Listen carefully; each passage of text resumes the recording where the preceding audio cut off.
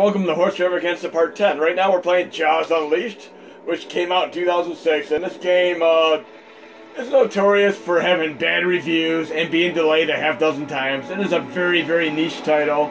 I'd only recommend it for true hardcore fans of shark movies in general and horror-themed games, and I picked it up on PS2, Xbox, and PC at a very good price for all three. And it definitely has its entertainment value despite the shortcomings. You're going to see some of this in action right now as I do a little bit of a showcase. And I'm a fan of shark movies in general as well. Anything from the original Jaws to, of course, Deep Blue Sea with Samuel Jackson. Then more of the recent movies such as The Shallows, which has a female that is stuck several hundred yards off the shore with a shark playing cat and mouse with her and such.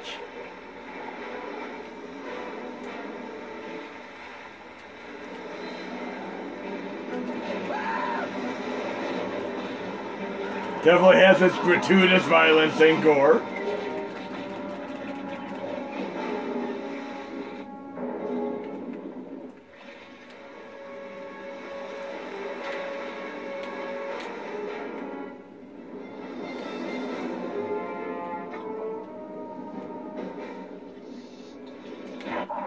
Okay.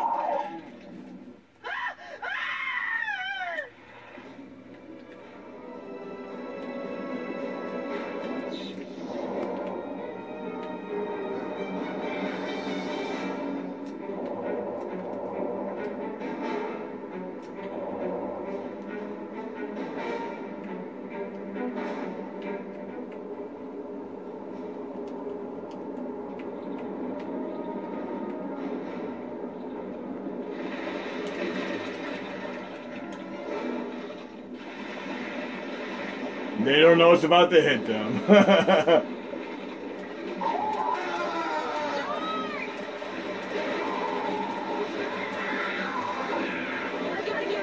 You see that? Actually bit the person, threw him in the air, and then re-bit him. It was kind of cool. There's actually a variety of moves like that in the game.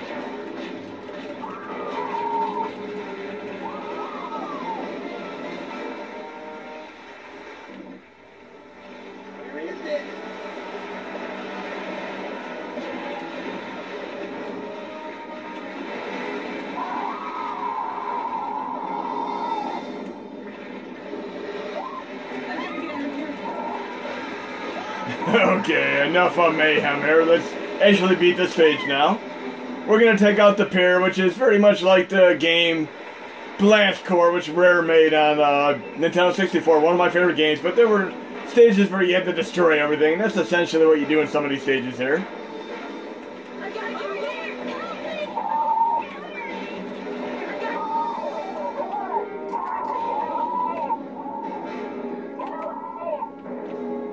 Yes, there is certainly no shortage of annoying, repetitive voice samples in this game. They use the same palette of them. They're actually very, very over the top and silly and crack me up every time I hear them.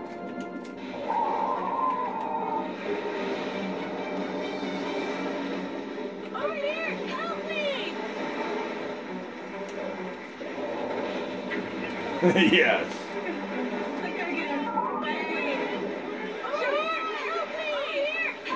I'm just a dolphin, ma'am. No, you're that lion shark. Meant to say land shark. Remember that Chevy Chase kid on Saturday Night Live? Very, very funny stuff. Get over here!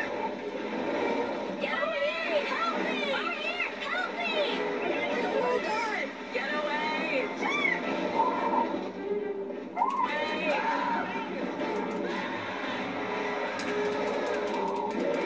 Get away! I've got to get out of here. Get away!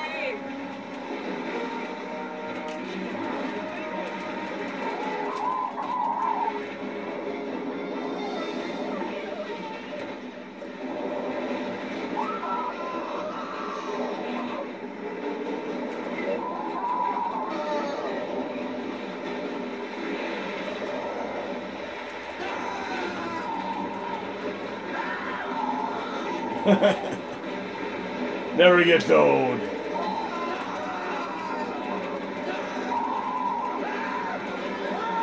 You can actually selectively target the victims in the game too. You can go for their left arm, their right leg, their left leg. It's actually kind of funny that way.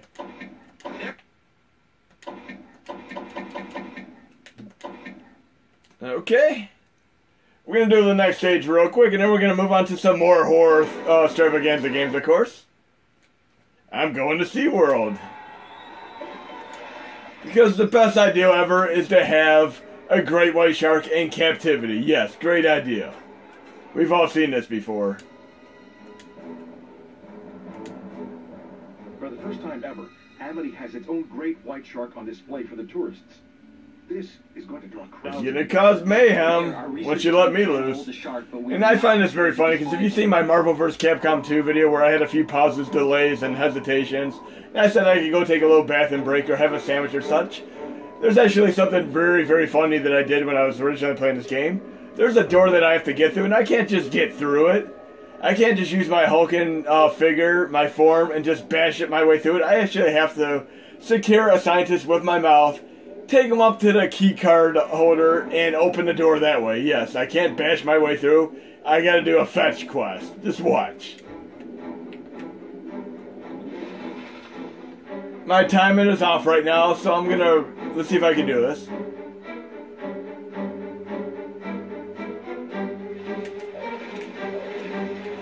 I'm going to reload the checkpoint. This is a very, very invaluable asset in the game. Reload checkpoints if the timing's off. Because that scientist should be right there, right when you start the stage.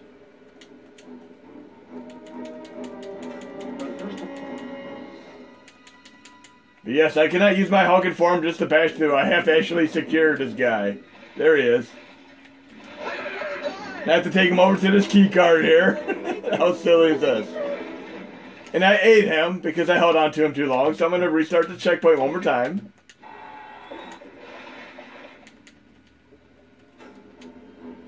I can do this. Third time's the charm. For the first time.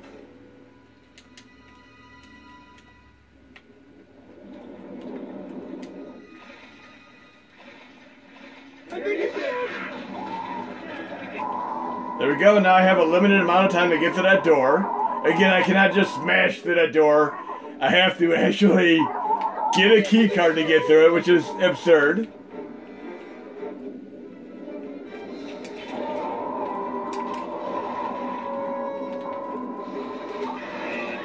Okay, more mayhem and Amity.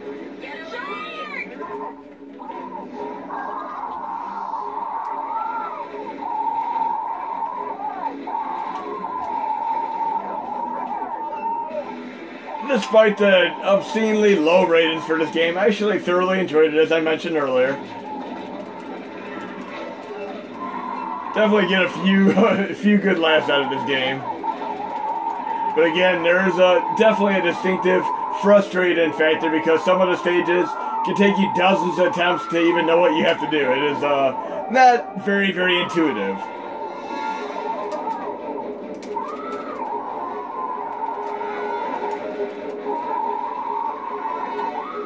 Gray shark, or should I say great white shark, needs food badly.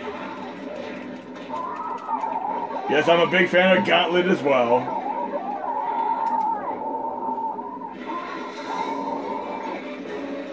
I actually need to break through here to get to the next stage. Should I say next area in the stage. Not very intuitive. But yes, that's what you have to do, is just break through here.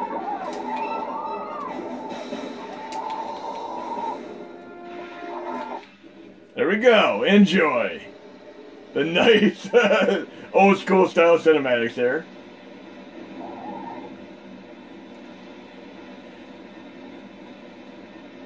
For the record, some of you might be familiar with the recent shark movie called 47 Meters Down. That was in theaters. It was actually direct-to-video before that. It was known as In the Deep. This movie stars Mandy Moore. But another company picked up the rights to it, decided they wanted to release it in theaters, and they put $30 million into marketing it. And of course they recalled it from store shelves and such. It was actually a pretty cool movie. I enjoyed it. where people are able to pay money to go down into a shark tank and something goes awry and of course, okay, I died, so I gotta do this little checkpoint again. When I first played this game, I didn't know it was actually killing me. It was actually piranha that are flying around, and they're not animated so well, so you don't know they're actually like there, but yes, they're actually piranha attacking me.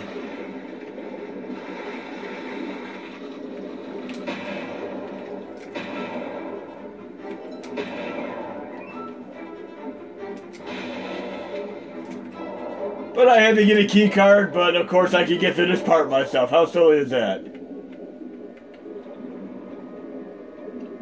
The scientist key card, which is a barrier that was just as powerful as this.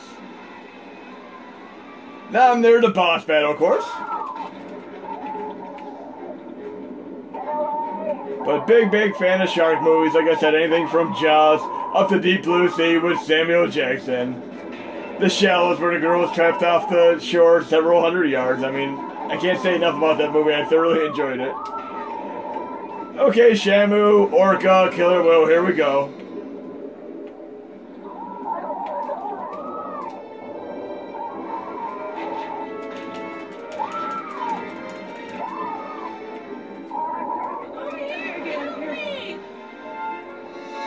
And I find it so ironic that this game is made by the same company that made Echo Defender of the Future on Dreamcast, which is also an incredibly cool game.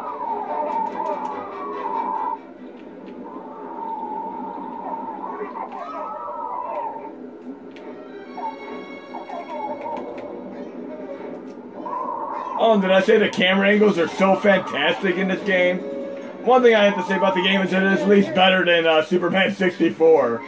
That's one very big positive.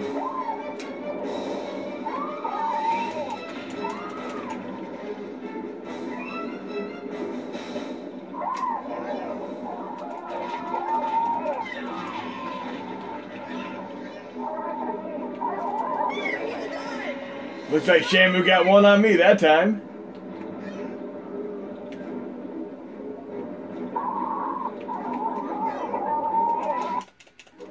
Okay, it looks like he's done for. Fatality! Okay, we're gonna move on to some other games now. There's no real threat to the safety of our vacationers or the citizens of Abbott. We're gonna move over to the Mini. I assure you that we are doing everything. Deal with this issue. The mayor is absolutely correct. Threat is minimal, and we'll soon have the shark tracked and captured with the use of our Aurora 2 research vessel.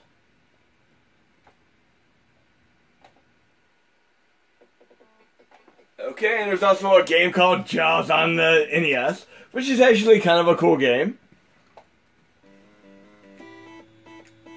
Essentially, you're going throughout the game, trying to level up and be powerful enough to take Jaws out, but you can actually manipulate the entire game quite easily. You can literally just stay on the bottom of the stage like this and easily bypass all the stages. You can beat this game in probably 15 to 20 minutes if you run and have a nice smooth run.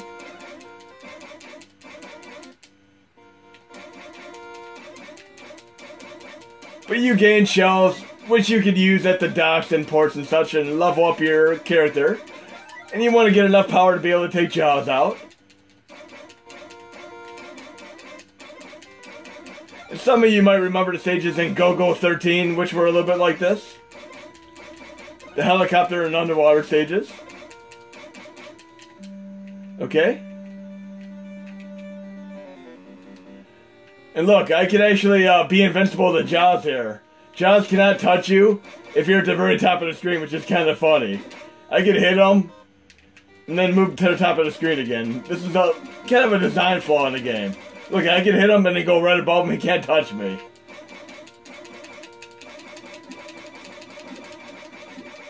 Great game for Turbo, by the way. But speaking of other shark games, we're going to go to an arcade game that I actually found incredibly cool. That is a shark-oriented game. Goes with the theme of the shark games we're playing right now. And I'm assuming many of you probably have never even heard of or seen this game. It's called Thunder Jaws. It actually is a really cool game. This is a combination of Sly Spy and Rolling Thunder.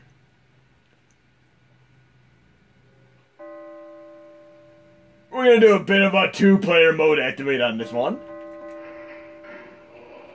And yes, I'm still going to do an HMod to help you guys and gals out with doing some of these games like TMNT Simpsons and X-Men and such, and 2-player mode. And I got a kick out of their creative choices as far as what gets to be blown up or destroyed or gore. I mean, look at this when I destroy the sharks, how gory they are. But I shoot the male scuba divers and nothing happens to them.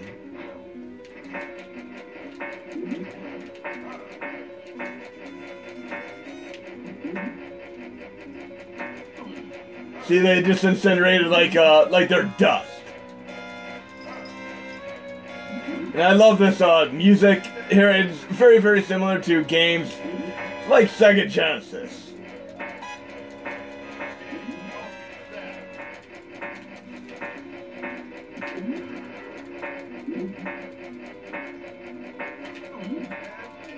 But yes, I destroy the sharks, and they fall apart in blood and gore.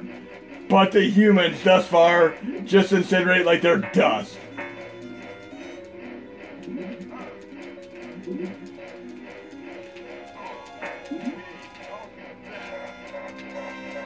If you hear the digitized speech, it's actually really silly and over the top too, because there's a specific word that happens when your character dies that actually sounds pretty perverted. You'll hear it when I go into this next stage.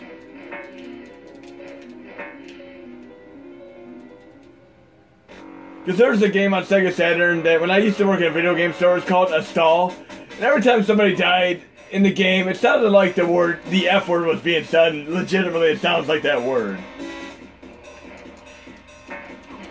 But look, I'm just killing these guys here and they're incinerated into dust, but watch what happens when I shoot the females. Blood and gore all over again. So the sharks and the females, blood and gore, but not the males. How weird is that?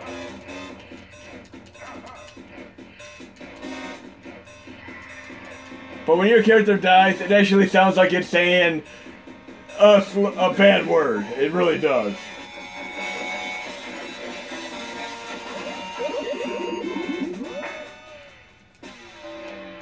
I'll die on purpose so you'll hear what I'm talking about.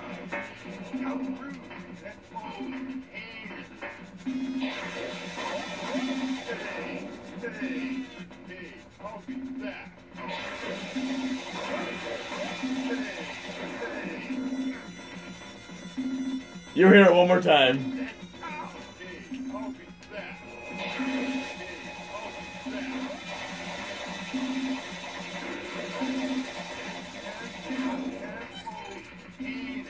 Right there. I'm not even going to say what it is, but you guys probably heard what he said.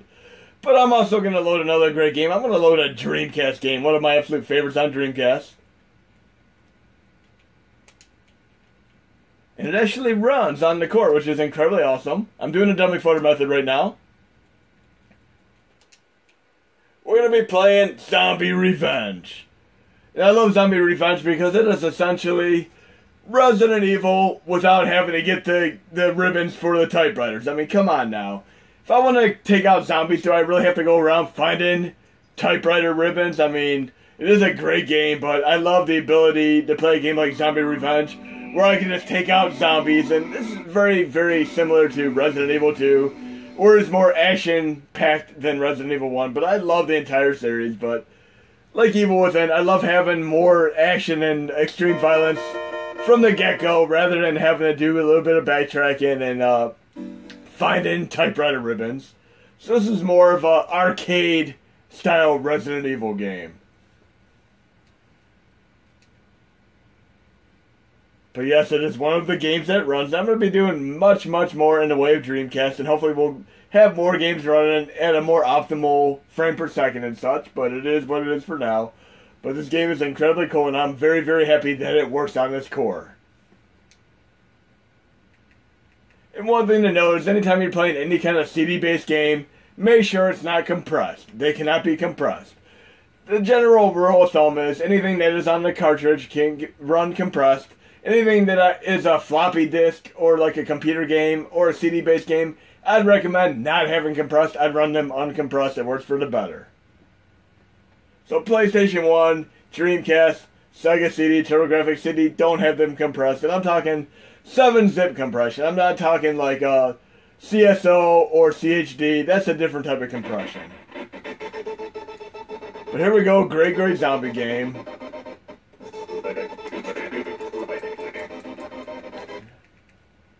And we have time for a couple more games in this video, and I thank all of you for your continuous support in the Horse Stravaganza series. But I'm going to be doing more Dreamcast videos, and I'm going to be doing a comprehensive tutorial on RetroArch, USB host, and actually fixing C8 errors, as well as the newest Hashi CE 3.4.1. And I'll be doing some other surprise videos as well. But here we go, Zombie Revenge, complete with green blood activate. Yes, we have green blood. And I'm also a big fan of House of the Dead 2, which ironically never came out with a gun peripheral in the United States because of the Columbine High School massacre shooting.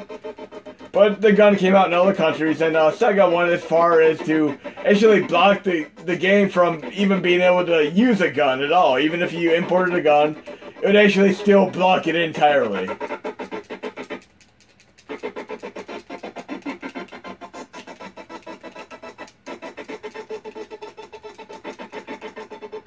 But very, very happy to be able to play this game. I mean, it is what it is. Complete with green blood. And the other game that I used to love on this system was actually Typing of the Dead. That was so funny. And the people who made that game had a tremendous sense of humor because they had a lot of STDs as words that you type out, like gonorrhea and stuff. It was absolutely silly and over the top. And I always played the most incredibly difficult mode on that game each and every time I played it.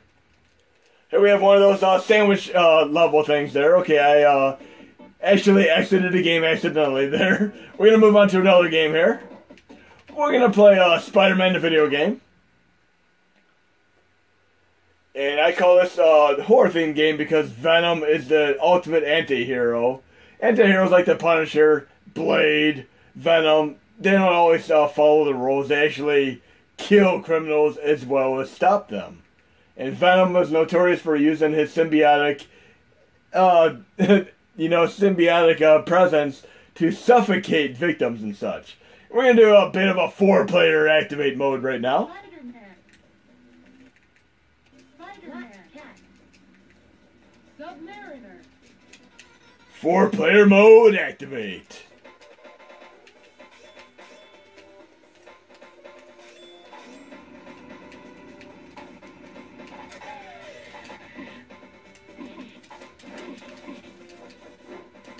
And it starts out like your typical brawler like Final Fight and Streets of Rage and such, but it actually has a little bit of a variety to the stages, as you're going to see when I get to the first boss battle here.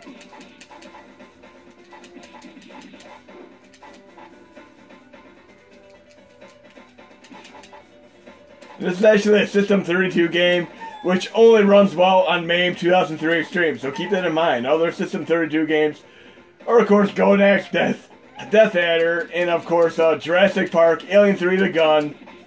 Them are games that all run exponentially better on MAME 2003 Extreme than any other core that you can possibly run them on. I would not recommend running them on MAME 2010, 2014, or Final Burn Alpha. I'd strictly run them on MAME 2003 Extreme. And you have a much better frame per second as I have right now. And this is actually one of the very first things that I exploited for the Mini NES on the MAME 2003 core 2 years ago. I mean, it was incredibly cool getting these running, as well as the IRIM games with sound encryption fixes, and of course Data East and a few other games. But yeah, System 32 was a big milestone for me with the MAME 2003 Extreme core. Very, very happy to be able to run these. And right after that would be the IRIM games. But yes, we have 4-player mode activate, and I'm definitely going to be doing an H-mod on these. And you know how in recent years they've been picking up properties of Marvel that haven't been as well known, such as Store and such. Not many people are familiar with No More there.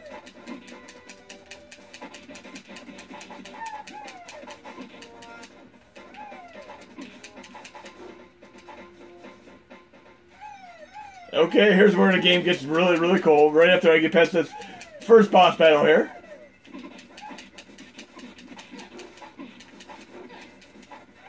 Now, I always thought this was incredibly cool when I saw this game in the arcade, and I saw what happens next. You're going to see it. It's a really, really cool effect. Kind of like the very, very first time you've ever played Pilot Wings and saw the Mode 7 scaling.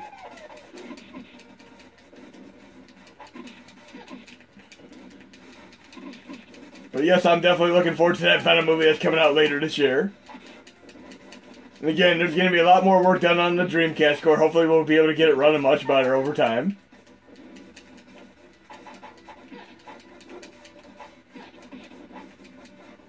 But we gotta take Venom out here so we can get to the next scene.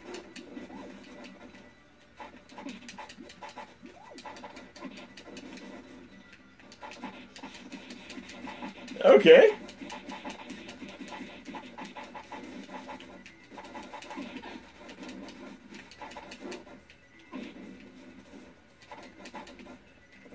One thing I'd like to mention is, have you ever watched a movie and thought of it with a different title to give it more interest? Think of the movie It Follows. If you think of the movie as its true title, Ghost Herpes, it makes much more sense as a movie. Just like that recent Jake Gyllenhaal movie called Life, which is about an alien form that is encountered in outer space, and it progressively gets more and more intimidating. I call the movie Venom the origin story. I mean, both It Follows, like I said, is Ghost Herpes, and the movie called Life with Jake Gyllenhaal is essentially Venom the origin story. And that's the way I see it. But I love the sense of scale in here. Really, really cool stuff here. Of course, I'm going to use the spam technique to be able to spawn the head. But yes, the very first time I saw this in the arcade, I thought it was incredibly cool how it switched to a side-scrolling stage with a beefed-up, much larger Venom. Because yes, he actually technically can't get that bigger. Venom can do a lot of crazy stuff. But we should have time for at least one or two more games within the context of this video here. We'll take Venom out real quick.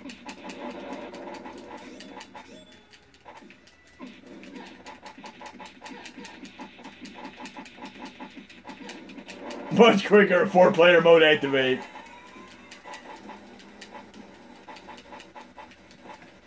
And we're going to make the last game something really, really cool. We're going to move back to the PC for the final game. You might remember the HD NES game. We're going to do another one of those right now for our last game in this video.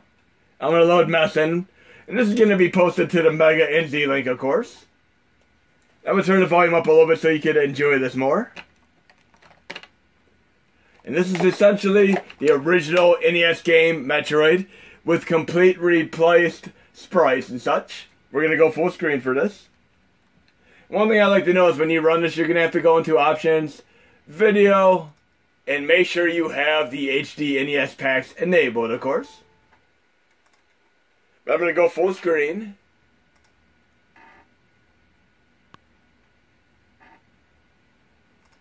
And let's get the show on the road.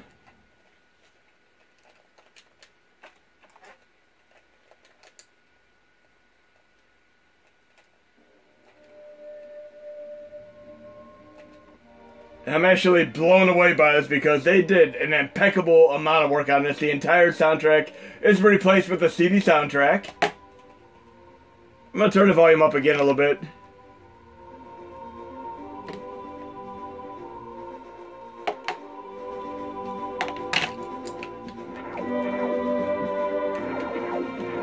Yes, it's the original NES Metroid game with a complete HD sprite replacement as well as a full CD soundtrack. Incredibly awesome.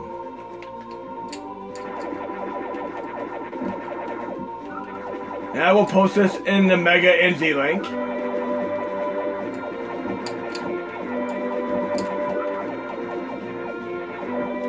And the cool thing is it actually has a mini-map now. And you can actually save the game instead of having to use passwords. And how many of you have played the original Metroid again and again, beating it over and over again, and trying to do... There's a rumor where once you beat the game, you unlocked a nude Samus Aran. I beat the game probably a dozen times trying to unlock the nude Samus Aran, but I never did because it was just that, like a rumor, like in Mortal Kombat, where the tree could eat you up essentially. And yes, we're going to try to get these running better on the Mini NES and SNES because we need our messing on the NES, Mini NES and SNES. But absolutely digging this. Very, very cool. Reminds me of the very first time that I played Metroid Zero Mission, which is also incredibly cool. Hit a few elements of the original, as well as Metroid Prime. Yes, I've beaten this game so many times. Once I do Justin Bailey, I could probably beat the game in about 15 to 20 minutes after doing that code. Since you just have to take out Raid and then Kraid and then Ridley and then go right to Mother Brain.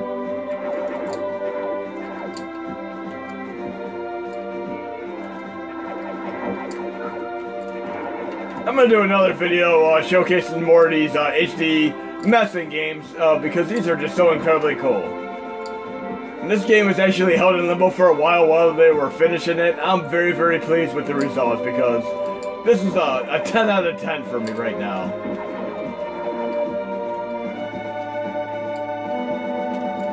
And again, thank you so much for watching Horde Stravaganza Part 10. There'll be more to come. So we start out with one of the redheaded stepchilds of video gamedom, Jaws Unleashed, which is really, really awful, but it's fun for what it's worth. And then we ended with one of the best games ever redone even better. I mean, this is incredibly awesome.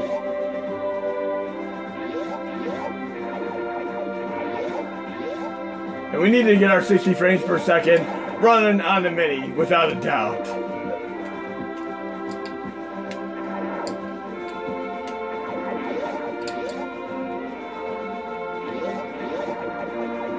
But again, hope you enjoyed the video, and I'll have this game, not the full game, but of course the sprites that you need, as well as the music soundtrack, and you can enjoy this on your PC for now, because it is just so incredibly cool. I could definitely see myself digging a few hours into this and beating it. And you know, when I had the original Nintendo system, I got that Black Player's Guide, and that is exactly what I used to help beat the game originally.